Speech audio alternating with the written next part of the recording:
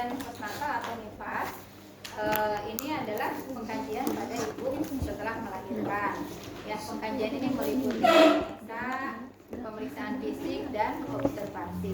Ya, anamnesa, pemeriksaan fisik dan observasinya hampir sama ya dengan pada ibu hamil, ibu bersalin, ya, dan nifas, karena perubahannya sudah mulai terjadi dari sejak kehamilan, yang mungkin akan masih tetap ditemukan pada saat postnatal. Namun ada juga temuan-temuan baik secara anamnesa maupun pemeriksaan fisik yang memang fokus pada postnatalnya, ya.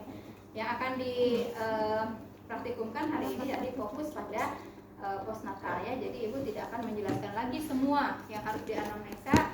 Ya, kalau memang itu sama dengan waktu hamil, ya, itu tidak dilakukan lagi. Ya, pemeriksaan fisiknya juga langsung ke fokus pemeriksaan fisik postnatal. Ya. Nah, apa bedanya, ya, dari mulai anamnesa dulu, ya. Anamnesa pasien postnatal atau nifas, ya. Ketika di anamnesa itu kan yang harus diuji adalah identitas, ya. Untuk tahap prainteraksi, ya, persiapan alat, komunikasi, ya, komputer, infomosan dan lain-lain tidak dipraktikkan beberapa kali, ya. Ya, kita langsung ke anamnesanya saja. Ya, di anamnesa dari mulai identitas pasien, ya. Kemudian identitas penanggung jawab. Di identitas pasien ada tadi nama, jenis kelaminnya, walaupun sudah pasti ibu, ya, umur, ya, agama, pekerjaan, pendidikan, ya, alamat, tanggal kaji, diagnosa medis, ya. Diagnosa medisnya karena ibunya sudah melahirkan berarti tidak ada lagi G-nya, ya. G-nya bertambah. Misalnya P berapa, A berapa, postpartum normal atau postpartum spontan atau post SC. Nanti hari keberapa, post SC POD berapa, postpartum spontan hari keberapa. Kalau post SC-nya hari POD berapa atau hari keberapa, atas indikasi apa. Kalau ada komplikasi saat postpartumnya tinggal ditambahkan dengan komplikasi apa. Itu diagnosa medisnya. Kalau di pasien dewasa kan penyakit, ya, diagnosa medisnya. Kalau di perinatal, ya, di ante G berapa Y berapa, ya, intranatal, postnatal. Oke, kemudian setelah itu keluhan utama ditanyakan, ya, apa yang menjadi keluhan utama saat ini, yaitu keluhan yang paling dirasakan dan paling mungkin segera diatasi, ya. Kemudian riwayat kesehatan sekarang dijabarkan keluhan utamanya, ya, baru nanti kalau ibunya pernah hamil sebelumnya, ya, riwayat kehamilan dan persalinan serta nifas sebelumnya, ya. Kita gaji semua, ya, riwayat-riwayatnya, riwayat penyakit dan lain-lain, termasuk juga wawancara tentang kebutuhan dasar manusianya, ya, dari mulai oksigenasi sampai aktualisasi diri, ada masalah atau tidak, ya, nggak perlu jelasin lah yang gini mah, ya. Kemudian selain itu, ya, kemarin kan pengkajian fokusnya adalah bubble hair, ya, bubble hair, baik anamnesa maupun pemeriksaan fisik. Nah, itu fokusnya, ya. Kita dari mulai head to sama saja, ya, dari atas kita periksa bagaimana rambutnya, ya.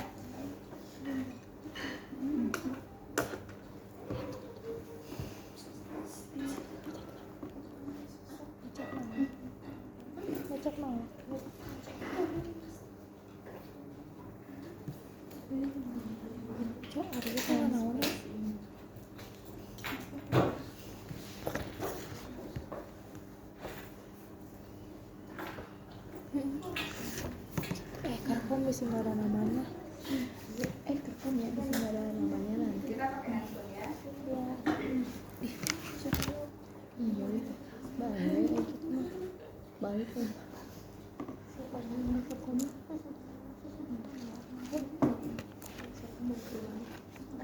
Baik sih.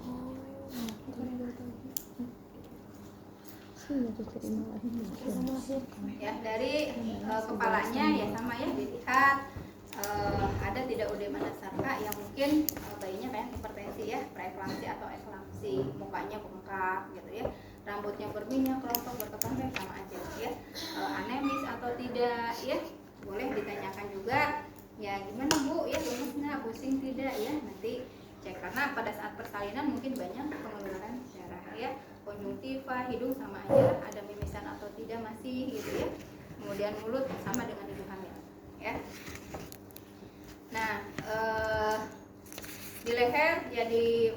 juga mungkin hiperpigmentasi, plasmagrafi darum, jerawat ya, sama di leher hiperpigmentasi ya, pembengkakan kelenjar getah bening, tiroid ya. Nah, nanti yang fokusnya adalah kita tanyakan ya sambil di anamnesa. Oh iya, anamnesa tadi belum selesai ya. Anamnesa status psikologis ya, status psikologis dia pada fase postpartum yang mana ya.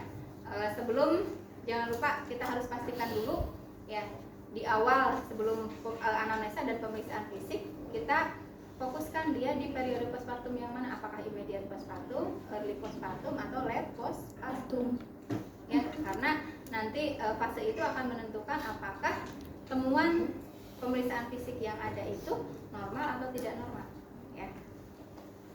Nah, tadi anamnesa sudah ke KDM ya, ADL-nya di anamnesa juga, kemudian status psikologisnya ya, bagaimana respon terhadap kelahiran, respon terhadap bayi, persepsi terhadap keluarga, penerimaan keluarga ya, observasi bagaimana interaksi dengan bayinya ya, ada tidak perubahan psikologis ya, bagaimana harapan klien ya, dan lain-lain.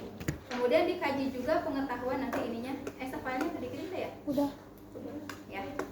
Kaji pengetahuan dan kemampuan klien, karena sekarang di NIPAS itu pasien sudah punya bayi ya, berarti kita kaji secara pengetahuan dia tahu nggak perawatan bayi ya, perawatan payudara, tentang KB, cara menyusui, cara memandikan bayi, cara perawatan kali pusat, perawatan perineum, senam postpartum, nutrisi ibu, dan juga nutrisi pada janin. Kemudian secara keterampilannya bisa tidak ya, tadi memandikan, perawatan kali pusat, dan lain sebagainya.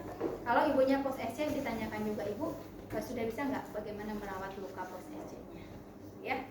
Nah, itu anamnesanya. Kemudian kita tadi pemeriksaan fisik, lukanya tadi keluar, kita periksa ya, fokusnya di pemeriksaan fisik itu kabel H, B-nya adalah breast ya.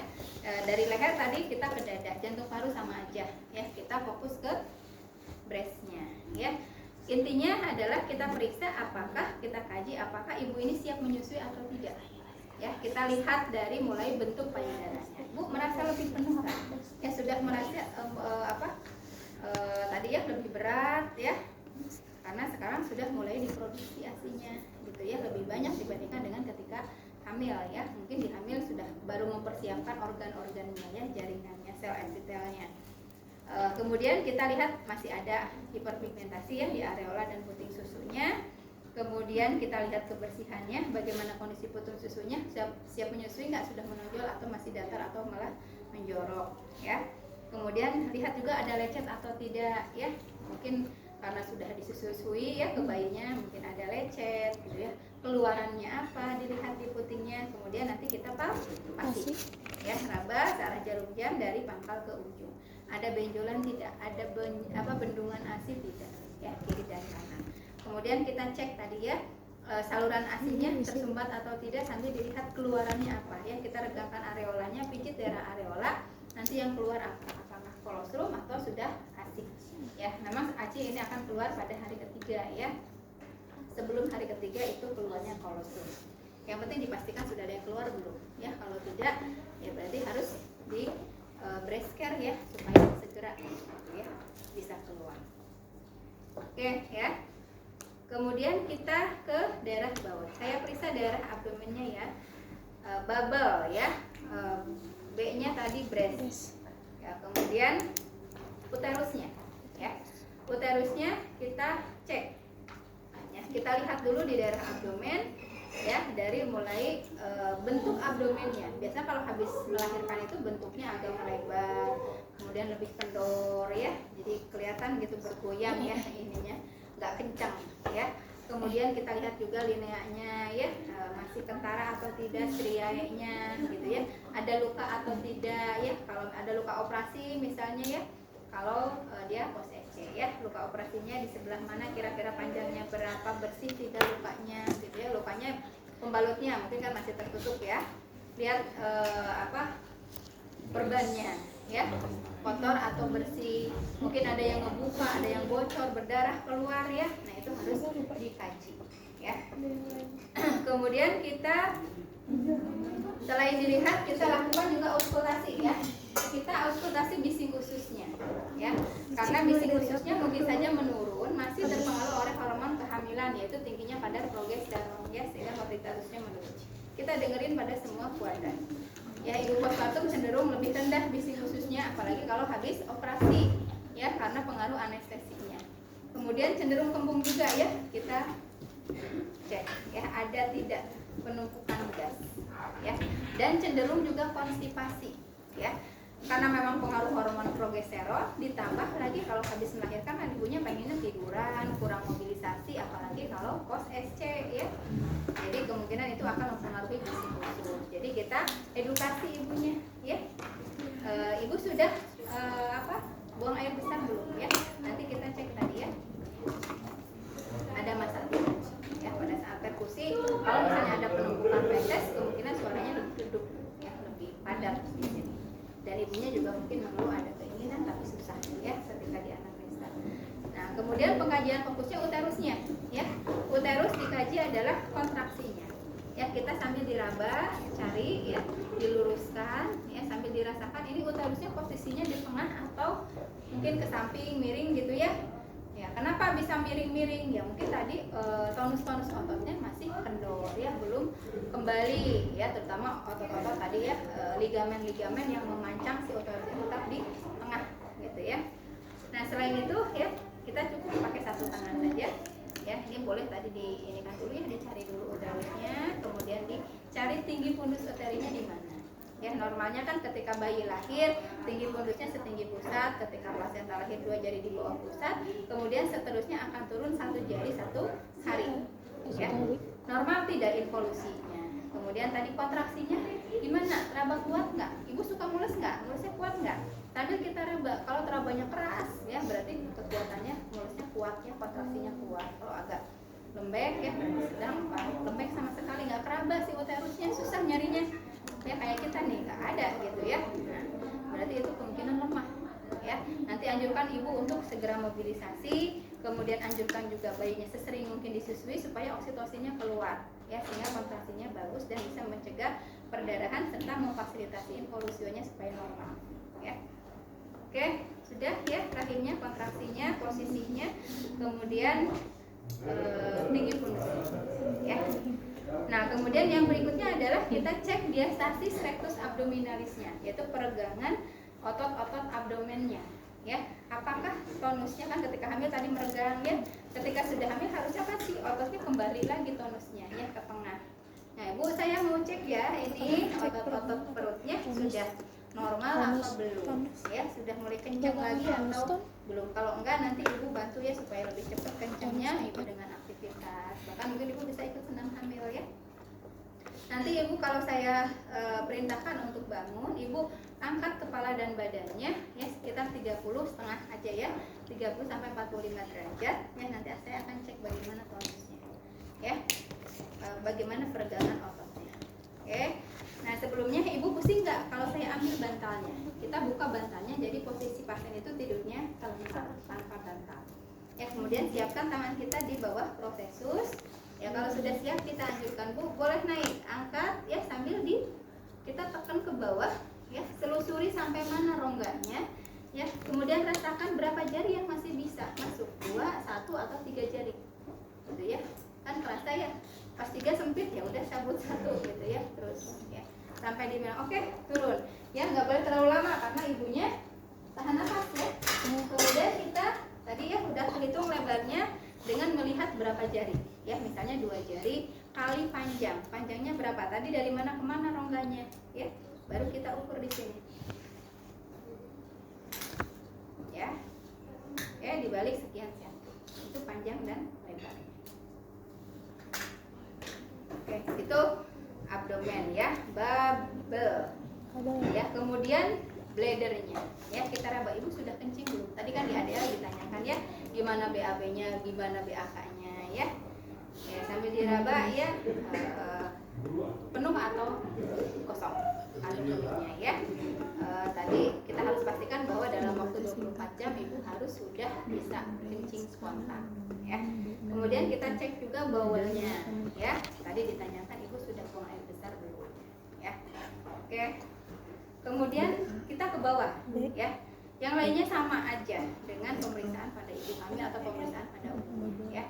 Kemudian kita ke daerah bawah. Saya periksa daerah genitalianya ya Bu ya. Sambil dilihat nih darah nifasnya normal atau tidak. Saya lihat juga lukanya. Ya Ibu punya hemoroid enggak? Ya punten ini ditekuk dulu ya. Ibunya suruh dikoreksi. Saya buka ya Bu ya. Ibu terakhir ganti pembalut jam berapa? Ya untuk melihat ini sekarang ketika kita dikaji ini sudah berapa jam ya. Nanti lihat apakah normal tidak jumlah loheanya ya. Kita cek ya punten ya, dibuka ya celananya ya sama celana dalamnya, kemudian dicek di pembalutnya ya jumlah darahnya seberapa banyak. Kalau misalnya dalam waktu kurang dari 2 jam sudah penuh, berarti menandakan loheanya banyak ya. Kemudian dicek juga karakteristiknya dari mulai baunya, kemudian warnanya ya, apakah loheanya rubra, serosa atau lohea alba, normal atau tidak ya, bekuan-bekuannya ada bekuan atau mungkin ada sisa jaringan ya. Nah itu dikaji. Oke. Ya, kemudian ya kan biasanya kalau nifas ininya juga kotor ya, karena masih ada darah nifas yang keluar. Jadi supaya kita jelas pemeriksaannya, kita bersihkan. Ya, kita siapkan kapas ceboknya.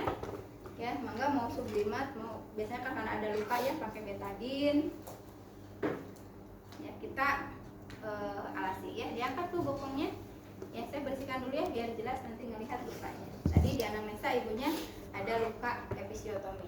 Ya, kita popo hygiene biasa ya, labia minora kiri, minora kanan, mayora kiri, mayora kanan, kemudian yang tengah ya 5 kali. Oke, sudah. Nah, kemudian kita lakukan periksa dalam. Ya, kita pakai handsun ya, steril. Kemudian kita celupkan dulu ke betadine, baru kita lakukan periksa dalam.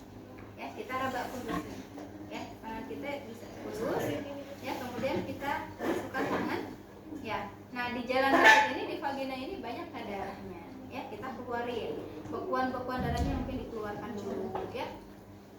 Oke, dibersihkan gitu ya, karena kalau tidak bersih ya perdarahannya akan terus ya. Oke, kemudian masuk ke dalam ya, dicek juga serviknya sudah menutup atau belum ya. Normalnya kan biasanya setelah setelah kala 4 ya sampai 1 minggu itu sekitar 1 jari ya, tangan pemeriksa itu masih bisa masuk, masih ada lubang ya. Oke, sudah bagus ya Bu ya, darahnya juga normal ya, tinggal menunggu berhenti saja ya, ininya jaringan-jaringannya tidak ada, misalnya sudah bersih. Oke, kita campurkan. Nah, saya mau lihat lukanya ya Bu, kalau posisi gini kan nggak terlalu jelas ya, Ibu nanti posisinya miring supaya lebih jelas ke kita. Kita rubah posisinya, ibunya posisi sim. Simtek gimana Cik? Ya, luruskan ya. Kemudian kita tarik ini, kemudian kita ya. Sambil dilihat ya, luka jahitan, ruptur atau episiotominya ya, yang dilihat adalah redanya. Artinya adalah ada tidak kemerahan ya, ada tidak edema, ada tidak ekimesis ya, bercak-bercak kemerahan atau mungkin hematom ya, memar-memar. Kemudian D-nya ya kita pincit juga ya, apa keluarnya, apakah darah, cairan bening atau mungkin pus nanah ya kalau misalnya ada itu. Kemudian A-nya approximation, kita cek juga pertumbuhan jaringannya sudah bagus atau tidak, sudah menyatu atau belum ya. Kalau ada hemoroid kita cek juga hemoroidnya derajat berapa. Oke ya. Ya, sudah selesai ya Bu ya, bagus ya, darahnya juga ya normal ya. Oke, kita pasang lagi, boleh sambil kalau sudah penuh ya boleh sambil diganti ya, diganti yang baru.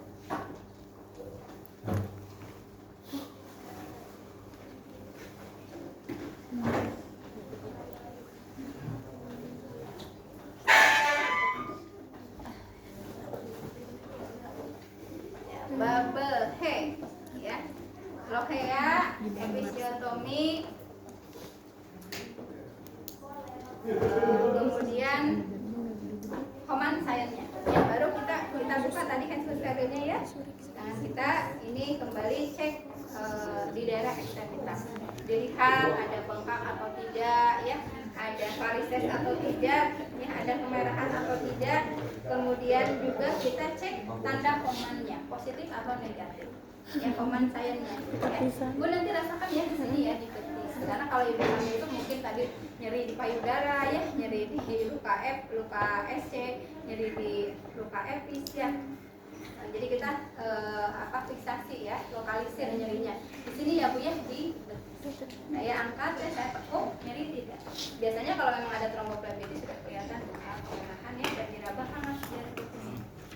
Oke, yang lainnya refleks patella ya, kita kaji refleks yang lainnya boleh Achillesnya, kemudian di ekstremitas atas kita dicek brachio, bicep ya, kita akan cek ulang.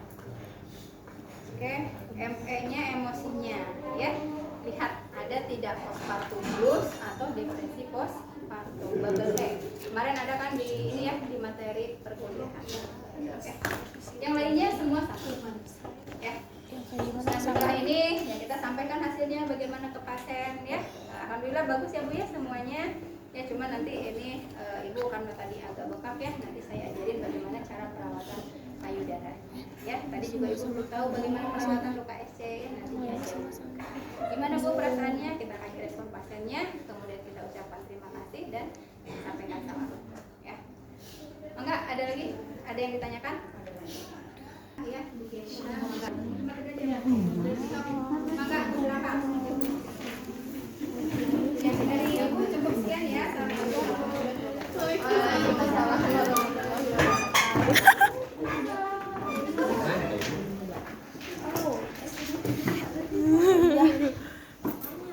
Foto ya mah.